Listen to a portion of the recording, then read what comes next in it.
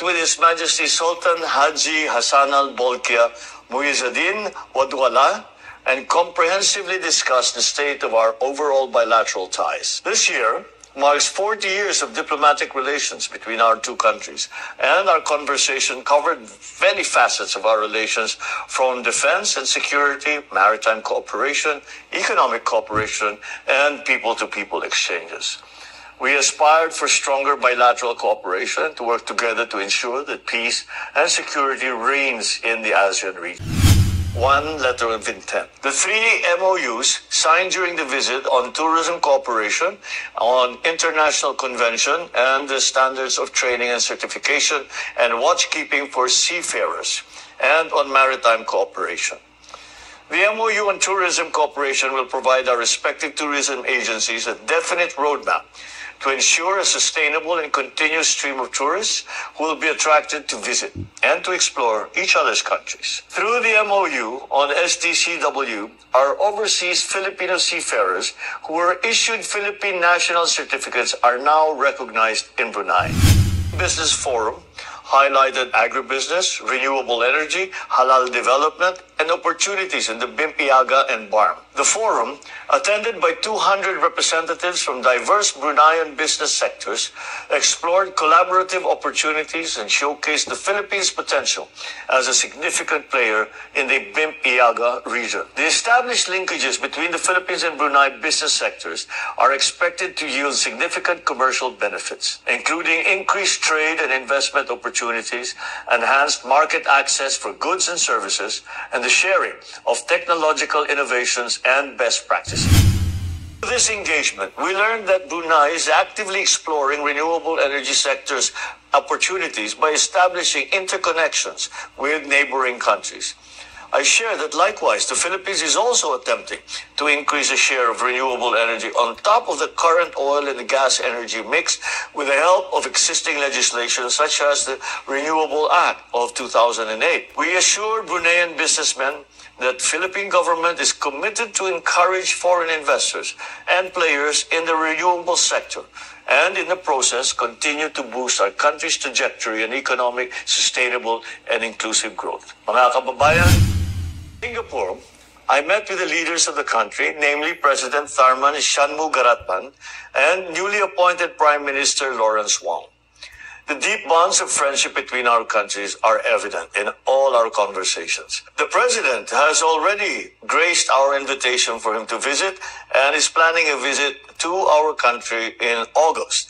And the Prime Minister, he says he will follow as quickly as he can. And this is very important, as most especially 2024 marks 55 years of diplomatic relations between the two countries. We committed to work hard in pursuing the signing of 3 near-completion MOUs by the time the Singaporean President visits Manila later this year. Most importantly, the visit also offered us an opportunity to tell the region and the world the Philippines' outlook on our vision for the region. I delivered the 2024 keynote address at the IISS Shangri-La Dialogue, where I expounded the realities and constraints that we now, as active players in the region, endure. Besides the keynote speech, the Shangri-La Dialogue also allowed us to meet with other countries who are interested in the Philippines' cause. I met with representatives from Lithuania and some of the members of the U.S. congressional delegation and discussed future ways to improve collaboration and cooperation between our countries. My promise to all Filipinos, we will use every opportunity and continue to build bridges that will ensure a long-lasting peace and stability in our region. Magandang araw po sa inyong lahat. Ito na naman pong muli ang inyong lingkod, si DIY KKB Informative. At ang aking po ipatutunghay ngayon ay ang ating Pangulong Bongbong Marcos Jr., ang kanyang mga state visit patungkol dito sa kanyang pagdalaw sa Brunei at dito sa bansang Singapore. So yung dalawang state visit niya yun ay meron siyang ibabalita sa atin na magagandang bagay na kanyang nilakad dito sa dalawang bansang ito. So matutunghayan po natin ang kanyang mga report patungkol dito sa makabuluhang pagbisita niya sa bansang Brunei at dito sa bansang Singapore. So tunghayan po natin guys. At bago po ako magpatuloy, Nais ko po munang magpasalamat sa aking mga viewers at lalong-lalo na sa aking mga subscriber na patuloy na sumusuporta sa inyong abang lingkod, si DIY KKB Informative. Maraming salamat po sa inyong lahat. Dahil sa inyong patuloy na pagsuporta sa akin ay unti-unting lumalaki ang ating populasyon dito sa ating YouTube channel, DIY KKB Informative. So, simulan na po natin ang kanyang state visit at ang kanyang mga report pahayag patungkol sa kanyang makabuluhang pagbisita sa dalawang bansang ito. So, ito na po.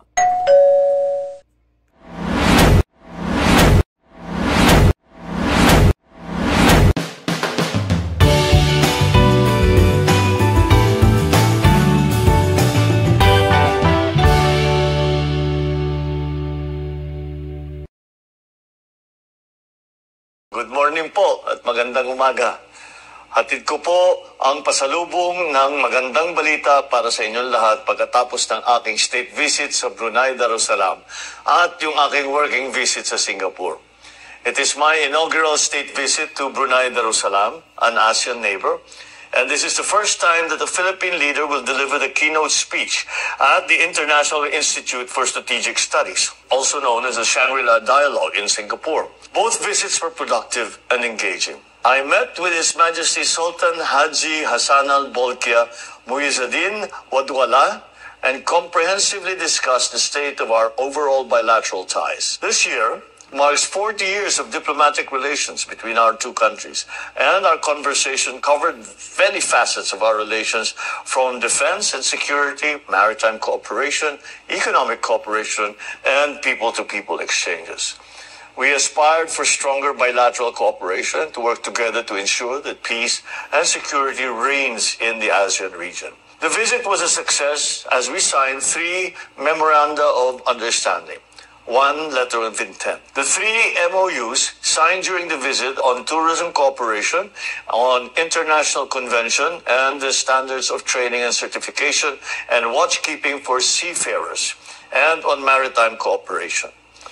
The MOU on tourism cooperation will provide our respective tourism agencies a definite roadmap to ensure a sustainable and continuous stream of tourists who will be attracted to visit and to explore each other's countries. Through the MOU on SDCW, our overseas Filipino seafarers who were issued Philippine national certificates are now recognized in Brunei. Finally, the signing of the MOU on maritime cooperation provides Brunei and the Philippines a good foundation for maritime activities to be undertaken jointly. Our respective agencies have also signed a letter of intent on agricultural cooperation, which will serve as a precursor for further cooperation ensuring food security between our two countries. In addition to these successes on the bilateral front, we also further assured Brunei that it can count on the Philippines' support on regional affairs, as we stated our clear position for Brunei to establish the ASEAN Center for Climate Change. While in Brunei, our key government players and business sector engaged in productive dialogue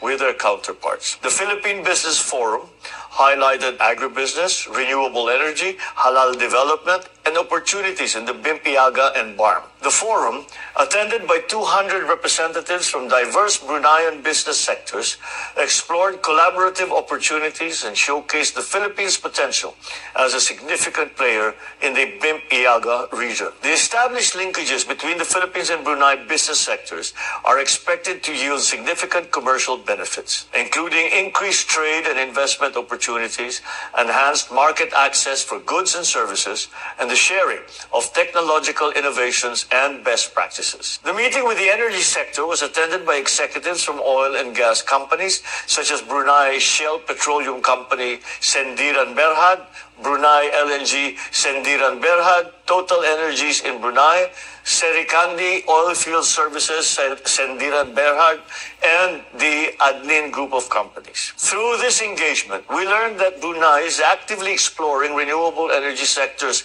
opportunities by establishing interconnections with neighboring countries. I share that likewise, the Philippines is also attempting to increase the share of renewable energy on top of the current oil and gas energy mix with the help of existing legislation such as the Renewable Act of 2008. We assured Bruneian businessmen that the Philippine government is committed to encourage foreign investors and players in the renewable sector and in the process continue to boost our country's trajectory and economic, sustainable, and inclusive growth. Mga kababayan, we will continue to work to realize our dream of being a high-income economy by 2040. While we are on the topic of jobs, I also met with the Filipino community in the Sultanate. Through the years they have spent here, they have proven to be an invaluable part of the economy of the Sultanate. During our engagement, I assured them of my administration's tireless endeavors and projects in ensuring their safety and well-being.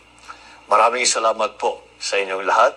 Makakasiguro po kayo na ipapatupad ko ang aking pangako, and in the near future, there will be abundant jobs in the country so that overseas employment will become a choice, not a necessity. In Singapore, I met with the leaders of the country, namely President Tharman Shanmugaratnam and newly appointed Prime Minister Lawrence Wong. The deep bonds of friendship between our countries are evident in all our conversations. The President has already graced our invitation for him to visit and is planning a visit to our country in August. And the Prime Minister, he says he will follow as quickly as he can. And this is very important, as most especially 2024 marks 55 years of diplomatic relations between the two countries. We committed to work hard in pursuing the signing of 3 near-completion MOUs by the time the Singaporean President visits Manila later this year. Most importantly, the visit also offered us an opportunity to tell the region and the world the Philippines' outlook on our vision for the region.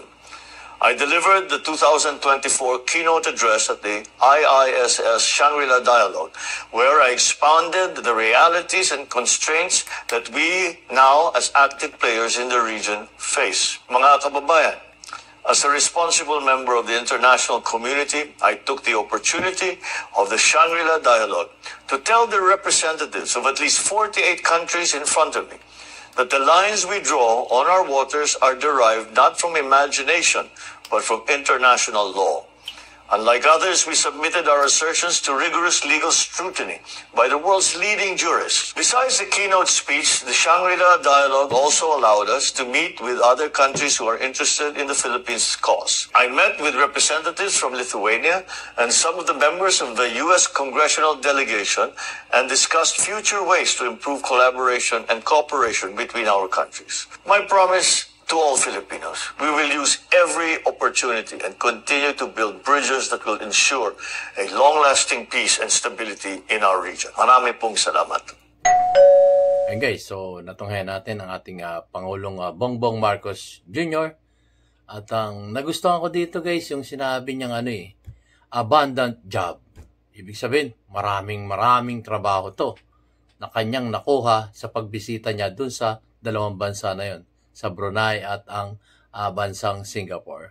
At isa pang nagustuhan ko sinabi niya dito ang words na OFW ay isang choice na lang, pero hindi ito necessity. Yun ang sinabi niya. So, maganda tong kanyang biyaheng to at sinabi nga niya dito, magkakaroon ng dagsa-dagsang trabaho dito sa ating inang bansang Pilipinas ngayong taong 2024. So, isa pang nagustuhan ko dito ay ang pagbisita dito ng Prime Minister ng Singapore. At yun, abangan natin yun guys. So hanggang dito lang po guys, at maraming salamat sa inyong panonood ng aking mumunting YouTube channel, DIY KKB Informative. At sinasabi ng DIY KKB Informative, keep safe, God bless, and you have a great day. Salamat po. Salamat, Pangulong Bongbong Marcos. Thank you so much. See you on my next vlog, guys.